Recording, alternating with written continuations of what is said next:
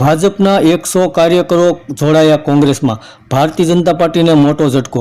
નમસ્કાર દર્શક મિત્રો, હાલમાં પરસોત્તમભાઈ રૂપાલાનો વિવાદ વધી રહ્યો છે અને ચૂંટણીના પ્રચારની શરૂઆત થઈ ચૂકી છે, ત્યારે ભારતીય જનતા પાર્ટીને ગુજરાતમાં મોટો ઝટકો લાગ્યો છે।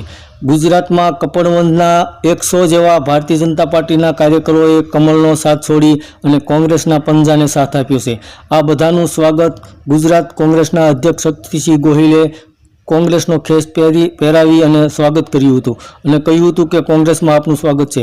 તો આ કપડવંજમાં જે 100 કાર્યકરો અને નેતાઓએ રાજીનામા આપ્યા ભારતીય જનતા પાર્ટીમાંથી અને કોંગ્રેસમાં જોડાયા, તેઓએ એવું કહ્યું હતું કે હાલમાં ક્ષત્રિય સમાજનો જે વિરોધ વધી રહ્યો છે તેને લીધે તેઓ તમામ નેતાઓ ભારતીય જનતા પાર્ટીના અને કાર્યકરો એકસાથે કોંગ્રેસમાં જોડાયા છે, જેને કારણે ભારતીય જનતા પાર્ટીમાં હડકંપ મચી ગયો છે અને ભારતીય જનતા પાર્ટીના ગુજરાતના નેતાઓ પણ મૂંઝવણમાં મુકાઈ ગયા છે, કારણ કે કપડવંજમાં એક સાથે ભારતીય જનતા પાર્ટીના 100 જેવા કાર્યકરોએ કોંગ્રેસનો ખેસ પહેર્યો છે। તો આવનારી ચૂંટણીમાં 2024ની ચૂંટણીમાં કદાચ ખૂબ જ ભારતીય જનતા પાર્ટીને મોટું નુકસાન જઈ શકે તેવી પણ સંભાવના દર્શાઈ રહી છે। ધન્યવાદ દર્શક મિત્રો।